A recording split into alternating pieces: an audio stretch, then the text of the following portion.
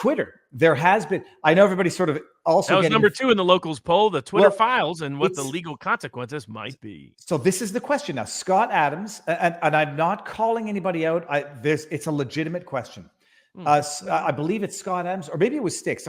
There were a few people on the He and internet Sticks saying, and Hammer were debating it, and then I think he blocked Sticks and Hammer. I don't think he didn't take the Twitter spot. Well, the question is this: is there a crime there? You got some people, the David A. French is saying, "Oh, this is just a private company exercising their First Amendment rights."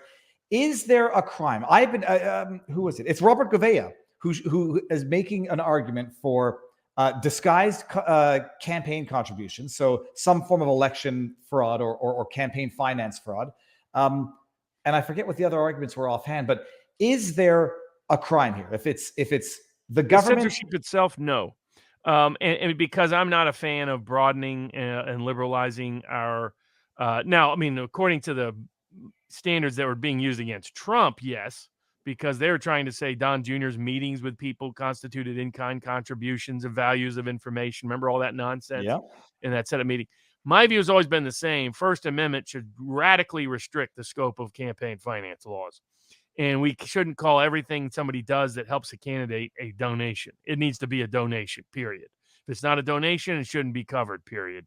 Because otherwise, that's a very dangerous power to give the state, and it will inevitably hurt First Amendment rights. So I don't think anything Twitter did in the censorship capacity was criminal or even necessarily illegal. Now, it might have been by the government. To the degree the government was ordering it, that's a First Amendment violation by the government.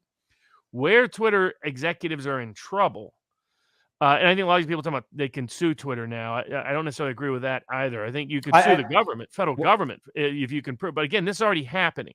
Robert Kennedy's already bringing these suits. There's not enough in the Twitter files so far to show that they were commanding it. It still looks to be collusive more than coercive. My view is that should be enough to be a First Amendment violation that you can sue the government to do, and you could enjoin Twitter from continuing to censor.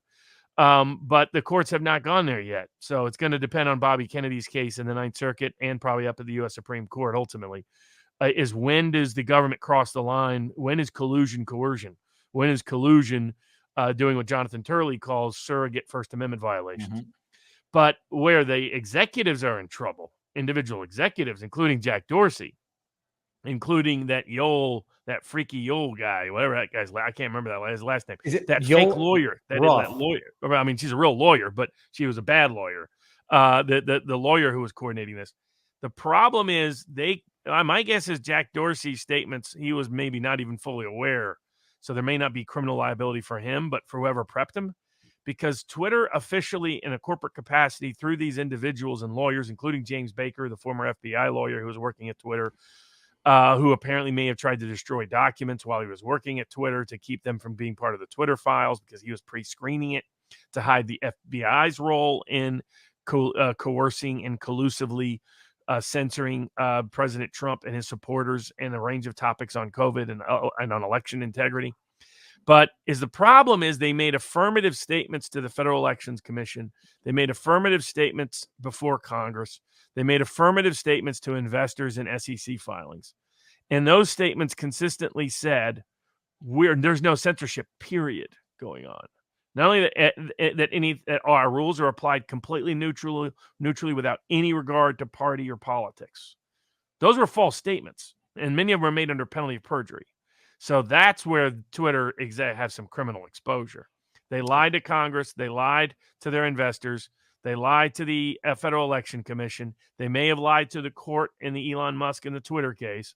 So that's where they face serious criminal exposure. Now, they're not going to face it as long as the Biden administration's in power, but they may face it once the Biden administration is not. And I was going to say earlier that I was one of the ones suggesting or, contemplating the idea that what Elon is disclosing could expose Twitter as an entity to suit. The donations in kind, or, the idea is you're saying First Amendment should not be considered a contribution. So somebody wants to run an ad for a candidate, they should be allowed to do it. It shouldn't count as any form of contribution to that campaign. One caveat on that. The general rule on elections is you can't coordinate with the campaign.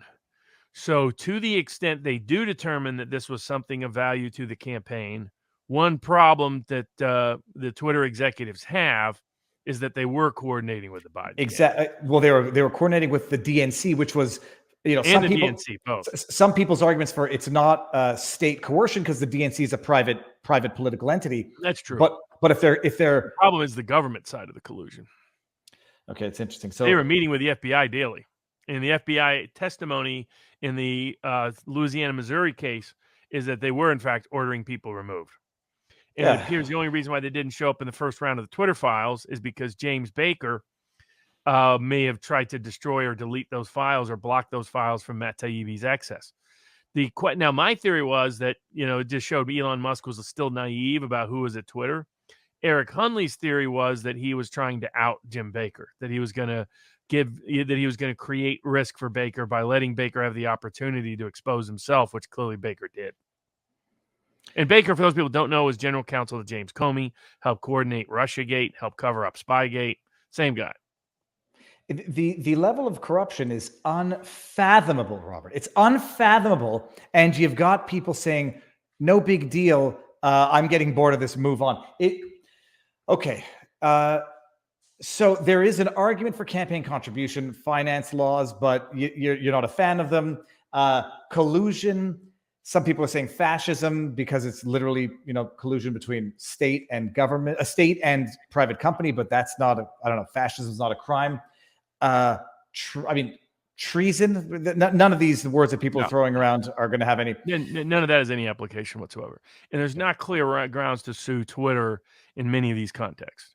And I'm not sure why they would now. What would be the point? To reinstate your account? To go at Elon Musk for exposing it? That'd be kind of weird. I see people talking about that. I don't quite understand it. I think, and I know James Wood's talking about suing the Democratic National Committee. Not quite sure what the legal theory would there be. I think there are potential claims against federal government actors.